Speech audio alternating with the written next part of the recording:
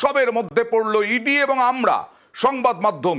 ইডির 5টা গাড়ি ভাঙচুর করা হয়েছে, আমাদের সহ আমাদের ক্যামেরা পার্সন বিপুল, আমাদের রিপোর্টার অমিত এবং গাড়ির চালক তপন পর্যন্ত আহত। এই শেখ শাহজাহান রেশন বন্টন দুর্নীতিতে ইডি আজকে তল্লাশিতে গিয়েছিল, তারপরেই তার ঘনিষ্ঠদের হামলা, ব্যাপক হামলা। এখনো পর্যন্ত যা জানা যাচ্ছে প্রায় 50 জন জওয়ান তারা মিনাখায় প্রাণ ভয়ে অপেক্ষা করছেন। এবার দেখাবো শুভেন্দু অধিকারী 30শে ডিসেম্বর এই শেখ শাহজাহানের উদ্দেশ্যেই হুঁশিয়ারি দিয়েছিলেন। কি হুঁশিয়ারি দিয়েছিলেন দেখুন। পঞ্চায়েত তো হয়নি, লুট হয়েছে। পঞ্চায়েত হয়েছে নাকি? ভোট তো হবে লোকসভায়।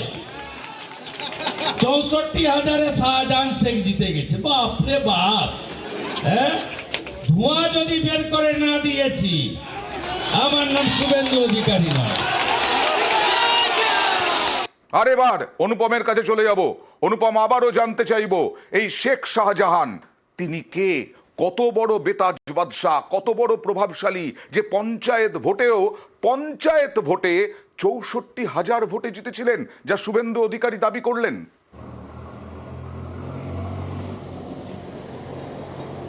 হ্যাঁ দেখো অয়নদা, এই যে সন্দেশখালীর যে শেখ শাহজাহান, এই শেখ শাহজাহান হচ্ছে তৃণমূলের সন্দেশখালীর হচ্ছে কনভেনার এবং উত্তর 24 পরগনা জেলা পরিষদের মৎস্য কর্মাধ্যক্ষ। কিন্তু এই শেখ শাহজাহানের উত্থান কিন্তু বাম আমলের প্রায় শেষ দিকে। এই শেখ এবং তারপরে কিন্তু তৃণমূল আমল আসার পরে কিন্তু তার বাড়বাড়ন্ত শুরু হয়। এই শেখ শাহজাহানের কথাতেই কিন্তু এই এলাকায় কিন্তু একরকম ব্যবসা থেকে শুরু করে এলাকার মানুষের কিন্তু সব কিছু চলতে হয়। এই শেখ শাহজাহানের কিন্তু এই সন্দেশখালীতে কিন্তু একাধিক মাছের ভেড়ি, নামে বেনামে মাছের ভেড়ি রয়েছে, হোটেলের ব্যবসা রয়েছে এবং বিভিন্ন ইটভাটা রয়েছে, নামে বেনামে ইটভাটা রয়েছে, একাধিক কিন্তু নামে বেনামে ব্যবসা রয়েছে, ব্যবসার সঙ্গে তিনি যুক্ত। এবং এই শেখ শাহজাহানের কিন্তু যেসব যার সহকর্মীরা রয়েছে, তার যেসব অনুগামীরা রয়েছে, সেই অনুগামীরা কিন্তু এক কথায় বলা যেতে পারে সন্দেশখালীতে কিন্তু ত্রাস করে রেখে দিয়েছে। এই যে শেখ শাহজাহান, এই শেখ শাহজাহান কিন্তু যে কোনো ভোট বলো বা অন্যান্য সময় কিন্তু এই এলাকায় কোনো বিরোধী দল, সিপিএম বলো, বিজেপি বলো, কংগ্রেস বলো, কোনো বিরোধী দল কিন্তু এলাকায় একটা পতাকা পর্যন্ত তুলতে পারে না, একটা মিছিল করতে পারে না, মিটিং করতে পারে না, একটা ঘরে ঘরে প্রচার পর্যন্ত করতে পারে না। এমনকি ভয়ে তারা নমিনেশন পর্যন্ত দিতে পারেনি। এই পঞ্চায়েত ভোট থেকে শুরু করে বিধানসভা ভোটে কিন্তু নমিনেশন দিয়েছে, কিন্তু প্রচার করতে পারেনি এখানকার বিজেপি বা সিপিএম এর যারা দাঁড়িয়েছিল। সিপিএম পঞ্চায়েত ভোটেও কিন্তু একই অবস্থা হয়েছে।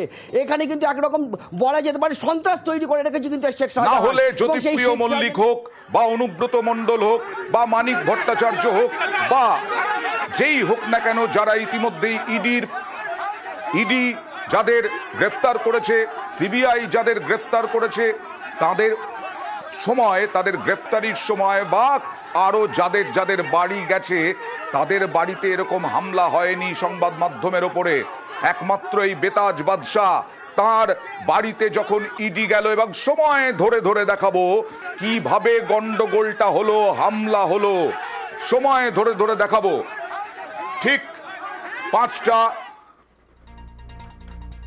সকাল 7:10 শাহজাহান শেখের বাড়িতে ইডি